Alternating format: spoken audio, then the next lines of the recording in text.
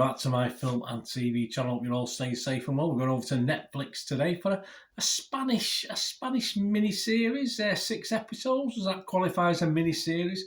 Times about 45 to 50-minute episodes. So we're going to have a look at something today called El Silencio, or if you want it in English, Muted. Please, if you're new to the channel, push that subscribe button. Push the bell notifications. Great to have you on board. Everything film and TV, of course, film reviews, series reviews like this, streaming stuff, everything, information vlogs, you name it. We try and do it here on my little channel. So if you can give me your support and jump on board, that would be much appreciated. And if you are pushing buttons, you can press that little like button. Try and get us up to about 10 likes. Not a massive target, but you can help me out now by just pressing that little like button. I'll be very grateful. Yes, a Spanish psychological thriller, this one. Created by Gabilondo. There you go. I shouldn't try these things, should I? It's released on Netflix, and it took me a little while to watch this. I must admit, I did find it hard going. I wasn't sort of, oh yeah, I'll have to watch another episode. It took me probably about a week and a half to get through the 6 episodes, which doesn't particularly bode well. Yes, it released on the 19th of May 2023. I'm recording this on the 29th of May 2023. So any scores or comments I give you as at that date. Well, what's it about? Well, it's set in Bilbao. Yes, got a football team, Atletico Bilbao. The show revolves around Sergio Ciscar, who has recently been released from detention. He has spent 6 years in detention for parricide, and is now under the secret watch of a young psychiatrist, Ana Duciel, and her team. She loves him secretly, and she also receives help from Marta, a girl obsessed with Sergio. He does very well, the young man. Sergio desperately tries to find his younger sister, who was the only one who treated him nicely. It stars, well, if you're used to Spanish drama, it stars a few familiar faces, not overly familiar to me, but a few familiar names as well. Aaron Piper, Anu Rios, Almudena Amor, Aita Luna, and Cristina Cavani all star in this. What are people thinking? Well, we haven't got a lot of critic scores, etc., but we've got Internet Movie Database score over 1.8k, so 1,800 reviews, and scores left, mainly scores, 5.6 out of 10, so just a little bit below that watchable figure I like to see. But Rotten Tomatoes audience, there's no breakdown at all, but it's only coming out at 40%, so not fantastic. Critics are even worse, I'll tell you that in a moment. Yeah, the critics, never mind the public, the critics on Rotten Tomatoes, just 20%. But again, I've no idea how many critics that is. It could be 2. Well, I think they wouldn't put it on if there was at least 3 or 4. So there's more than that, but I just don't know how many critics. But they're just giving it a 20% positivity, which isn't great. So I've dug up a few from the websites. But Why Though website, Jordan Leon, he liked it. Yeah, he gave it 8 out of 10 and said, Muted features a refreshing but not unfamiliar plot that will cause the audience to question the way we interact in real life.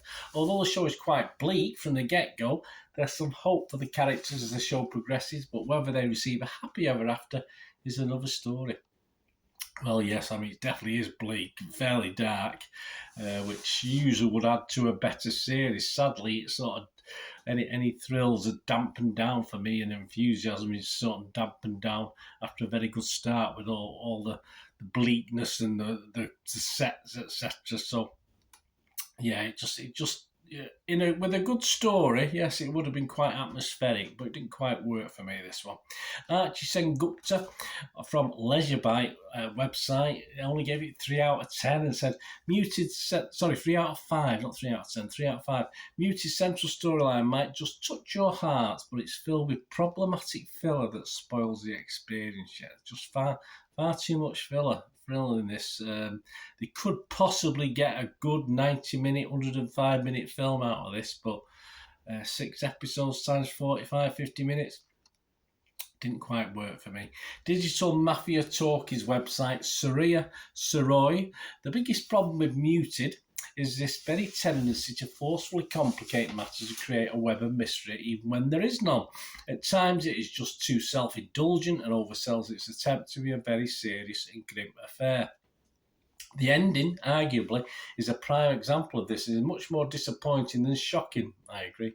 Unlike what the series wants to be, being a story that could have been told in a much shorter film format, here, one can seriously question whether they have been cheated of their time by Muted, and it is a series easy to stay away from. Yeah, I mean, there are some, as I say, there's some reviews I've not read out that are quite positive. The end episode, like the very first, had some nice stuff in it.